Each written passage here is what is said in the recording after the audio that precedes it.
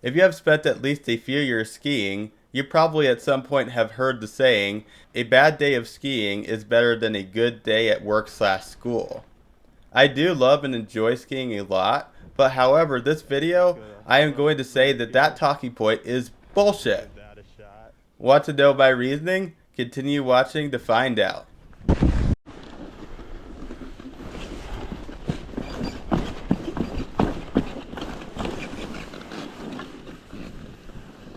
What is happening, everybody? I hope y'all are having a happy Friday. This Friday is a happy Friday because it is just simply the fact that it's just Friday.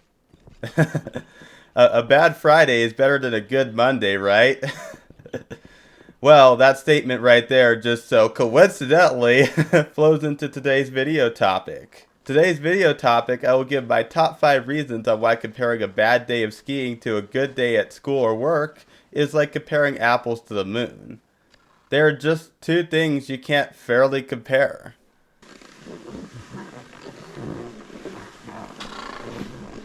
So my number 5 reason on why you can't compare a ski day to a work day is because of opportunity cost. If you were to ask people what is their most precious resource in their life, I'm sure a lot of people would say money. Even if that is their answer, the arguments I'm about to make still do work to some extent. But that is not my personal answer.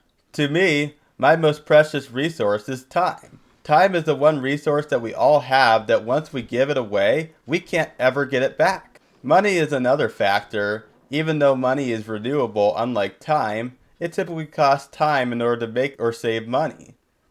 A ski trip, however, costs both time and money. A ski trip costs a lot of money because you either have to pay for the transportation costs to get to the mountain or pay for your place of stay at the mountain. If you don't have a season pass, then your lift ticket is also a cost as well. A ski trip is also an all-day event as well, as it requires waking up early and 3 to 8 hours of driving in traffic if you are taking a day trip. Us humans like to seek to use our resources as efficiently as possible.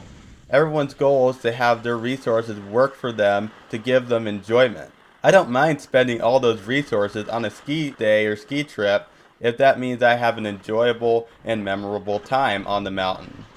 However, if the ski day ends up being dog shit for whatever reason, then I look at that as wasting my resources, as I have a lot of better things I would rather do with my time or money than skiing on gravel and being in gridlock traffic on I-70. Typically those two things don't go together, but you get the point. The way that I see it is if I didn't have a fun time on the mountain, I used up those resources on a day I didn't even get to enjoy, when I could have instead done some side work, worked some overtime, got some errands done, or even spent that time doing another hobby.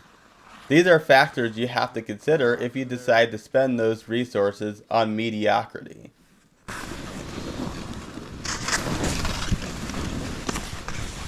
Moving on to reason number 4, we need to consider how good of a workday we are talking about when making this comparison. Just because it is a good workday at work doesn't necessarily mean mediocrity. I know it is hard to think of it that way because most people are miserable at their jobs. I know how it feels. I work in construction and good work days are few and far between for me. There are a lot of possible things that could happen on a good work day. For example, what if you meet the love of your life at work? What if you get a big bonus at work? Or even if it is a work day where you make an accomplishment that you are so proud of. I honestly would take that over a mediocre ski day. A day where I accomplish something and feel good about it. And if you think about it that way, you are also getting paid for that good work day, whilst you're digging in your pocket for the mediocre ski day. And I'm sorry, I do have to throw this one in there. What if a good work day is a ski day? Meaning your job is at the ski resort. I bet if any ski patrollers are watching this, they are probably laughing their asses off right now as they are listening to this.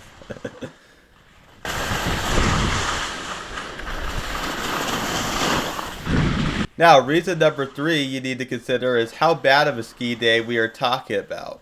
Unlike the good day at work argument, a bad day is a bad day no matter what you're doing. If you end up dying on the mountain, that is obviously a horrendous day. If you have a friend or family member who is skiing with you die on the mountain, that is a horrendous day. I am sure we all would rather be at work or school than experience that. Let's get a little less extreme. What if you get critically injured on the mountain? If that happens, that could very well be your last ski day for life, which is very scary to think about. I've gotten critically injured skiing before. Let me know down below if you are interested in hearing a story video on that. My last story video didn't do so well, so I assumed y'all didn't care for stories, so I didn't make any more of them. Anyway, back to the subject. Let's move on from the extreme hypothetical and let's go into more realistic scenarios. Not that getting injured or killed isn't realistic, but that is a lot more unlikely to actually happen. Ski days where you spend a lot of time waiting in line, are you sure you would rather do that than have a decent day at work? Days where you are just skiing on gravel, would you rather that than a decent day at work? I'm just trying to be honest. I think there are a few ski days a season you can simply just say no to and not feel bad about it. If the skiing on a given weekend is that mid, I would rather relax that weekend at home and save my energy for hopefully a good powder day the next weekend where I can actually enjoy myself.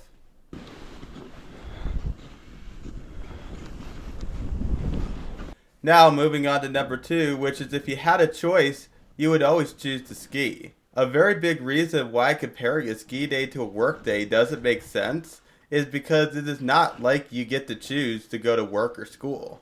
It is something that you have to do. It is like comparing economy class to first class on an airline. Obviously first class is far better than economy class, but very few people have 10 grand to cough up for a lay flat seat going halfway around the world or across the world depending on what your IQ score is, if you know what I did there. Nobody likes flying in economy with their knees in their face, but it is the most affordable option for most people to get to where they are going. The same concept goes for skiing. If you take a day off from work to go skiing, that means you either have to take a pay cut or use up one of your PTO days. If you take a day off from school to go skiing, that means you have a bunch of catch-up work you have to do for the day you missed. My point being is if you choose the ski day over your work or school day, you have to pay for it in some way. Now, if that ends up being a great ski day, then yeah, it is worth everything. But if it is a mid-ski day, then you might want to rethink your life choices. I wish we could live in a world where we could just put our duties and responsibilities aside and just go and enjoy our hobbies. But unfortunately, that's not the world we live in. Maybe we'll get there soon with AI and just have everything be automated for us. But that is a discussion for another day on another channel.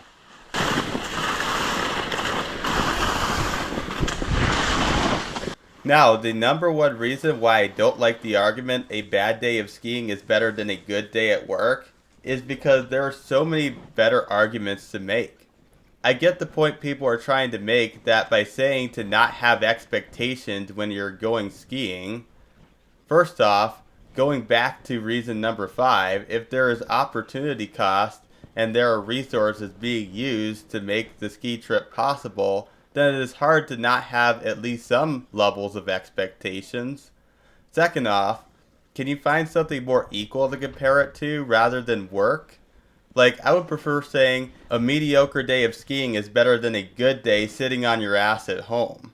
That is a more equal comparison, as sitting at home would be what I would most likely be doing if I am not skiing, given I am not taking a day off from work or something. It is also a better point to make because if I am skiing, I am getting my steps in for the day, burning calories, getting fresh air, getting my cardio in, and maybe even socializing with people. Whilst if I am sitting at home all day, I am not doing any of that. This is a way better comparison as both a ski day and a day sitting at home are both choices, and the choice between them doesn't sacrifice any opportunity cost.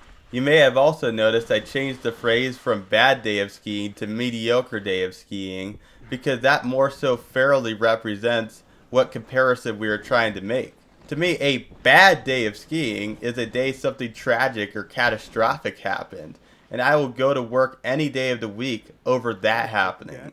A day where I have to wait in long lines, get stuck in heavy traffic, poor snow quality, insufferable weather patterns, etc., I would call that an annoying ski day rather than a bad ski day.